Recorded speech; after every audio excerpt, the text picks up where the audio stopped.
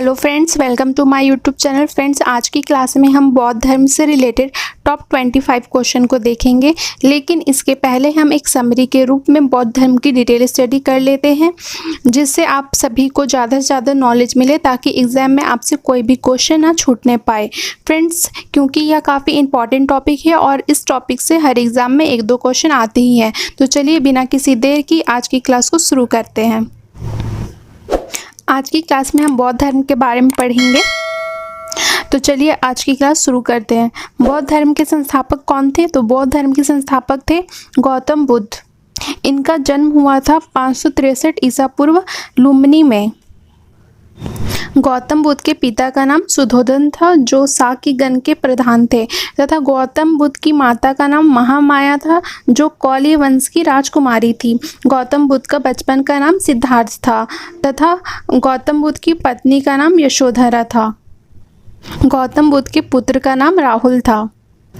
एक बार गौतम बुद्ध अपने राज के भ्रमण में निकले, जहाँ पर उन्होंने 4 दृश्यों को देखा जिनका उनके जीवन पर अत्यधिक प्रभाव पड़ा।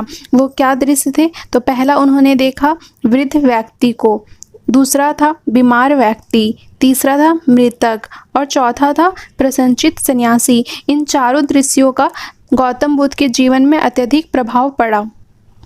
इसके बाद गौतम बुद्ध ने 29 वर्ष की आयु में गृह त्याग किया। इस घटना को बौद्ध धर्म में महाभीष्म निष्क्रमण के नाम से जाना जाता है। इसके बाद गौतम बुद्ध एक व्यक्ति से मिलते हैं जिनका नाम अलार कलाम था। बाद में वे गौतम बुद्ध के गुरु बन जाते हैं। तो आपसे अगर पूछा जाएगा कि गौतम बुद्ध के गुरु कौन थे, तो इसका सही आंसर होगा अलार कलाम। गृह त्याग के 6 वर्षों की कठिन साधना के बाद 35 वर्ष की आयु में बैसाख पूर्णिमा की रात्रि को एक पीपल वृक्ष के नीचे गौतम बुद्ध को ज्ञान की प्राप्ति हुई। ज्ञान प्राप्ति के बाद वह बौद्ध कहलाए। गौतम बुद्ध को बिहार के निरंजना नदी के किनारे ज्ञान की प्राप्ति हुई थी। फ्रेंड्स, यह काफ़ी इंपॉर्टेंट क्वेश्चन है। हमेशा पूछा जाता है कि गौतम बुद्ध को किस नदी के किनारे ज्ञान की प्राप्ति हुई थी, तो इसका सही आंसर होगा निरंजना नदी। ये काफ़ी इंपॉर्टेंट क्वेश्चन है। ज्ञान प्राप्ति के बाद गौतम बुद्ध ने अपना प्रथम उपदेश 5 ब्राह्मणों को सारनाथ में दिया था। बौद्ध धर्म में इस घटना को धर्मचक्र परिवर्तन कहते हैं। फ्रेंड्स, यह काफ़ी इंपॉर्टेंट वर्ड है, धर्मचक्र परिवर्तन। अक्सर एग्जाम में पूछा जाता है कि गौतम बुद्ध ने जो प्रथम उपदेश दिया था उसे किस नाम से जाना जाता है? तो फ्रेंड्स, उसे जाना जाता है धर्मचक्र परिवर्तन के नाम से। अब हम देखेंगे बौद्ध के जीवन से संबंधित बौद्ध धर्म के प्रतीक। तो पहली घटना है, बौद्ध के जन्म को बौद्ध धर्म में कमल और सांड से दर्शाया गया है। उसी प्रकार बौद्ध के गृह त्याग को बौद्ध धर्म में घोड़ा से दर्शाया गया है। बौद्ध की ज्ञान प्राप्ति को पीपल बोधि वृक्ष से दर्शाया गया है। उसी प्रकार निर्वाण यानी कि मृत्यु, उसे पदचिन्ह से दर्शाया गया है। 80 वर्ष की आयु में 483 ईसा पूर्व गौतम बुद्ध को निर्वाण की प्राप्ति हुई। इस घटना को बौद्ध धर्म में महापरिनिर्वाण के नाम से जाना जाता है। फ्रेंड्स, यह काफ़ी इंपॉर्टेंट वर्ड है, महापरिनिर्वाण। अक्सर एग्जाम में पूछा जाता है कि गौतम बुद्ध के निर्वाण को किस नाम से जाना जाता है, तो फ्रेंड्स का सही आंसर होगा महापरिनिर्वाण। गौतम बुद्ध की मृत्यु के बाद कुछ बौद्ध संगीतियाँ भी हुई, तो चलिए उसके बारे में पढ़ते हैं। प्रथम बौद्ध संगीति हुई थी 483 BC में। स्थान था राजगिरी। इसके अध्यक्ष थे महाकश्यप तथा इसके शासक थे अजातशत्रु। उसी प्रकार दूसरी बौद्ध संगीति 383 BC में हुई थी। स्थान था वैशाली। इसके अध्यक्ष थे सुबुकामी। इस टाइम के शासक थे कालाशोक।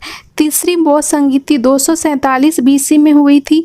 स्थान था पाटलिपुत्र। इसके अध्यक्ष थे मोगिली पुत्र तथा इस टाइम के शासक थे अशोक।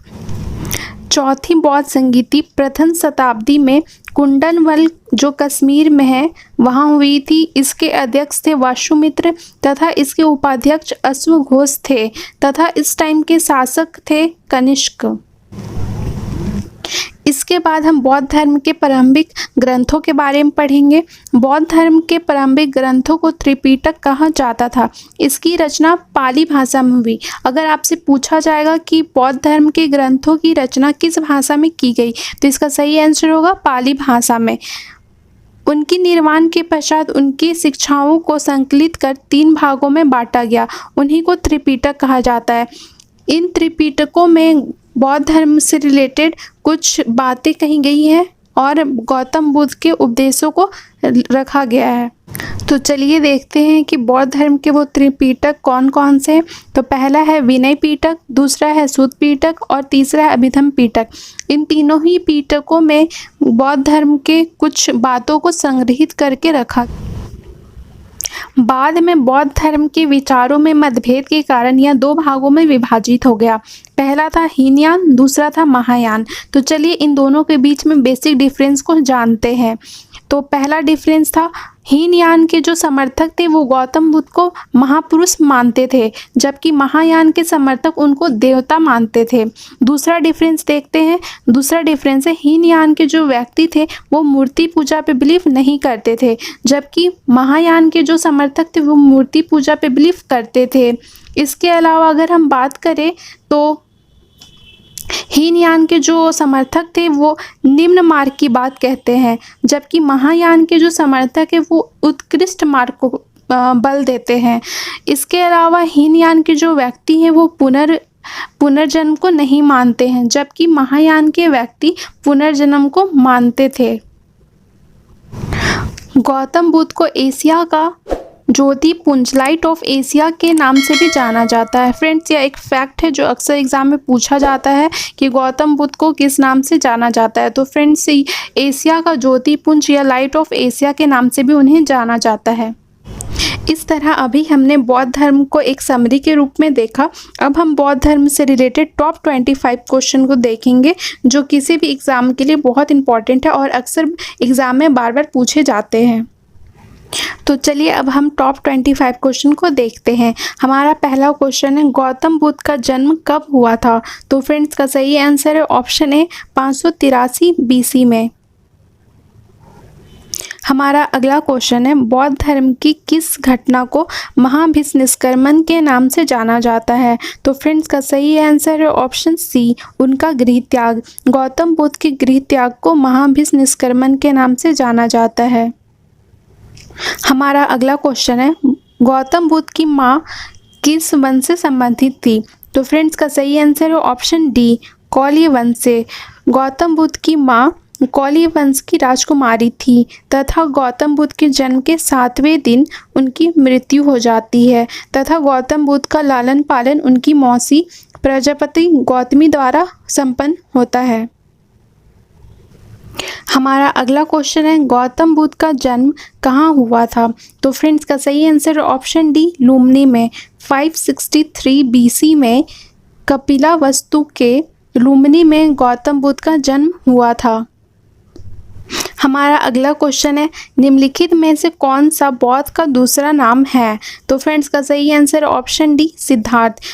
गौतम बुद्ध का बचपन का नाम सिद्धार्थ था। हमारा अगला क्वेश्चन है महात्मा बौद्ध को महापरिनिर्वाण कहाँ प्राप्त हुआ था। तो फ्रेंड्स, का सही आंसर है ऑप्शन सी, कुशीनगर में। 483 BC में 80 वर्ष की आयु में महात्मा बौद्ध को कुशीनगर में महापरिनिर्वाण की प्राप्ति हुई थी। बौद्ध धर्म में महापरिनिर्वाण उनके मृत्यु को कहा जाता है। हमारा अगला क्वेश्चन है महात्मा बौद्ध का महापरिनिर्वाण किसके गणतंत्र में हुआ था। तो फ्रेंड्स, का सही आंसर है ऑप्शन ए, मल्लों के। 483 BC में कुशीनगर में 80 वर्ष की आयु में गौतम बुद्ध को महापरिनिर्वाण की प्राप्ति हुई थी। हमारा अगला क्वेश्चन है गौतम बुद्ध द्वारा अपने धर्म में दीक्षित किया जाने वाला अंतिम व्यक्ति कौन था। तो फ्रेंड्स, का सही आंसर है ऑप्शन डी, सुभद्र। कुशीनगर में गौतम बुद्ध ने अपना अंतिम उपदेश सुभद्र को दिया था। हमारा अगला क्वेश्चन है बौद्ध ने अपने जीवन का अंतिम वर्षा ऋतु कहाँ बिताई थी। तो फ्रेंड्स, का सही आंसर है ऑप्शन बी, वैशाली में। अगला क्वेश्चन है अलार कलाम कौन थे। तो फ्रेंड्स, का सही आंसर है ऑप्शन डी, बौद्ध के एक गुरु। 29 वर्ष की आयु में जब गौतम बुद्ध अपना गृह त्याग करते हैं उसके बाद वो एक व्यक्ति से मिलते हैं, वो थे अलार कलाम, जो बाद में उनके गुरु बन जाते हैं। फ्रेंड्स, हमारा अगला क्वेश्चन है बौद्ध ने सर्वाधिक उपदेश कहाँ दिए। तो फ्रेंड्स, का सही आंसर होगा ऑप्शन बी, सरस्वती में। फ्रेंड्स, अगर आपसे पूछा जाए कि बौद्ध ने अपना पहला उपदेश कहाँ दिया, तो उसका उत्तर होगा सारनाथ में, जो 5 ब्राह्मणों को दिया गया था। लेकिन अगर आपसे पूछा जाए कि अगर गौतम बुद्ध ने सर्वाधिक उपदेश कहाँ दिए, तो उसका सही उत्तर होगा श्रावस्ती। हमारा अगला क्वेश्चन है, बौद्ध कौशाम्बी किसके राजकाल में आए थे? तो फ्रेंड्स, का सही आंसर है ऑप्शन बी, उदयन। उदयन के काल में गौतम बुद्ध कौशाम्बी आए थे। हमारा अगला क्वेश्चन है, बौद्ध की मृत्यु के पश्चात प्रथम बौद्ध संगीति की अध्यक्षता किसके द्वारा की गई थी? तो फ्रेंड्स, का सही आंसर है ऑप्शन ए, महाकश्यप द्वारा। गौतम बुद्ध की मृत्यु के बाद 483 BC में प्रथम बौद्ध संगीति की गई। इसके अध्यक्ष महाकश्यप थे और यह बौद्ध संगीति राजगीर में किया गया था। और फ्रेंड्स, इस टाइम पे यहाँ के शासक अजातशत्रु थे। हमारा अगला क्वेश्चन है, सप्तपर्णी गुफा कहाँ स्थित है? तो फ्रेंड्स, का सही आंसर होगा ऑप्शन सी, राजगीर में। तो राजगीर में सप्तपर्णी गुफा स्थित है। हमारा अगला क्वेश्चन है, पहली बौद्ध संगीति कहाँ हुई थी? तो फ्रेंड्स, का सही आंसर है ऑप्शन ए, राजगीर में। पहली बौद्ध संगीति 483 BC में की गई थी और इसके अध्यक्ष महाकश्यप थे और इस टाइम के राजा अजातशत्रु थे। हमारा अगला क्वेश्चन है, कश्मीर में कनिष्क के शासनकाल में जो बौद्ध संगीति आयोजित हुई थी, उसकी अध्यक्षता निम्न में से किसने की थी? तो फ्रेंड्स, का सही आंसर है ऑप्शन डी, वासुमित्र ने। फ्रेंड्स, यह बौद्ध संगीति पहली शताब्दी में हुई थी और इसके अध्यक्ष वासुदेव थे तथा इसके उपाध्यक्ष अश्वघोष थे तथा इस टाइम के शासक कनिष्क थे और यह कश्मीर के कुंडल वन में आयोजित किया गया था। हमारा अगला क्वेश्चन है, बौद्ध धर्म की महायान शाखा औपचारिक रूप से किसके शासनकाल में प्रकट हुई? तो फ्रेंड्स, का सही आंसर है ऑप्शन डी, कनिष्क। प्रथम शताब्दी में हुई चौथी बौद्ध संगीति के दौरान विचारों में मतभेद के कारण बौद्ध धर्म 2 भागों में विभाजित हो गया। पहला था महायान, दूसरा था हीनयान तथा चौथी बौद्ध संगीति का उपाध्यक्ष वासुमित्र थे तथा इस टाइम के जो शासक थे वो कनिष्क थे और यह बौद्ध संगीति कश्मीर के कुंडल वन में आयोजित की गई थी। हमारा अगला क्वेश्चन है, दूसरी बौद्ध संगीति का आयोजन कहाँ हुआ था? तो फ्रेंड्स, का सही आंसर है ऑप्शन बी, वैशाली में। दूसरी बौद्ध संगीति का आयोजन 383 BC में वैशाली में हुआ था और इस टाइम के शासक कालाशोक थे। हमारा अगला क्वेश्चन है, बोध गया में बोधि वृक्ष अपने वंश की किस पीढ़ी की है? तो फ्रेंड्स, का सही आंसर ऑप्शन सी, पंचम। 6 वर्ष की तपस्या के पश्चात वैशाख पूर्णिमा के दिन निरंजना नदी के तट पर गौतम बुद्ध को ज्ञान की प्राप्ति हुई, जिसके बाद वो बौद्ध कहलाए।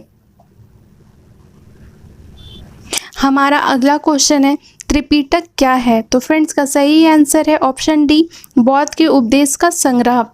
बौद्ध धर्म के ग्रंथ को त्रिपिटक कहते हैं। इन त्रिपिटक में आता है विनय पिटक, सूत पिटक, तीसरा है अभिधम पिटक। इन त्रिपिटकों में गौतम बुद्ध द्वारा दिए गए उपदेशों का संग्रह है। सारे पिटक पाली भाषा में लिखी गई है। हमारा अगला क्वेश्चन है, बौद्ध धर्म में त्रिरत्न का क्या अभिप्राय है? तो फ्रेंड्स, का सही आंसर ऑप्शन बी, बौद्ध धम्म संघ। तो धर्म में बौद्ध धम्म और संघ को त्रिरत्न कहा गया है। हमारा अगला क्वेश्चन है, विश्व का सबसे ऊंचा कहा जाने वाला विश्व शांति स्तूप बिहार में कहाँ स्थित है? तो फ्रेंड्स, का सही आंसर ऑप्शन सी, राजगीर में। इसकी ऊंचाई 400 मीटर है। हमारा अगला क्वेश्चन है, गौतम बुद्ध को किस नदी के किनारे ज्ञान की प्राप्ति हुई थी? तो फ्रेंड्स, का सही आंसर ऑप्शन बी, निरंजना नदी। 6 वर्ष की घोर तपस्या के पश्चात गौतम बुद्ध को वैशाख पूर्णिमा के दिन निरंजना नदी के किनारे ज्ञान की प्राप्ति हुई, जिसके बाद वह बौद्ध कहलाए। हमारा अगला क्वेश्चन है, गौतम बुद्ध को एक देवता का स्थान किस राजा के युग में प्राप्त हुआ? तो फ्रेंड्स, का सही answer option D, Kanishka. Kashmir के शासक कनिष्क थे।